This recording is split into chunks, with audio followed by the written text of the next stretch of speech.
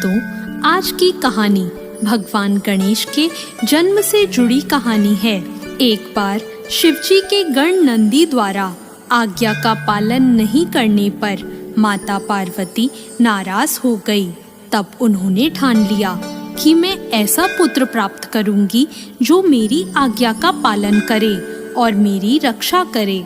तब उन्होंने अपने शरीर के मैल और उपटन से अपने लिए एक पुत्र का निर्माण किया और उसका नाम गणेश रखा।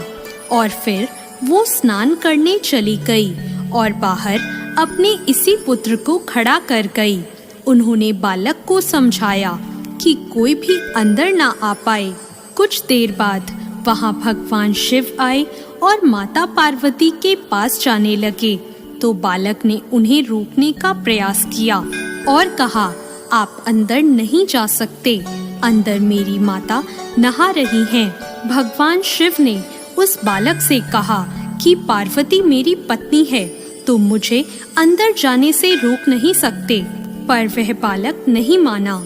यह देखकर भगवान शंकर को क्रोध आ गया और उन्होंने बिना कुछ सोचे समझे उसका सर धड़ से अलग कर दिया और अंदर चले गए। उनके अंदर जाने के बाद माता पार्वती ने 2 थालियों में भोजन परोसकर भगवान शिव को आमंत्रित किया। तब दूसरी थाली देखकर शिवजी ने आश्चर्यचकित होकर पूछा कि यह थाली किसके लिए है। माता पार्वती बोली, यह मेरे पुत्र गणेश के लिए है जो बाहर द्वार पर पहरा दे रहा है। क्या आपने आते वक्त उसे नहीं देखा? भगवान शिव ने कहा, पर मैंने तो उसे मार डाला। पार्वती जी को जब इस बात का पता लगा तो वह बाहर आकर रोने लगी और उन्होंने शिवजी से कहा कि आपने मेरे बेटे का सर काट दिया। शिवजी ने पूछा कि यह तुम्हारा बेटा कैसे हो सकता है। इसके बाद पार्वती जी ने शिवजी को पूरी कथा बताई। शिवजी ने पार्वती जी को मनाते हुए कहा, ठीक है, मैं इसमें प्राण डाल देता हूँ, लेकिन प्राण डालने के लिए एक सर चाहिए होगा। इसलिए उन्होंने गरुड़ जी से कहा कि उत्तर दिशा की तरफ जाओ और वहाँ जो भी माँ अपने बच्चे की तरफ पीठ करके सोई हो उसके बच्चे का सिर ले आना।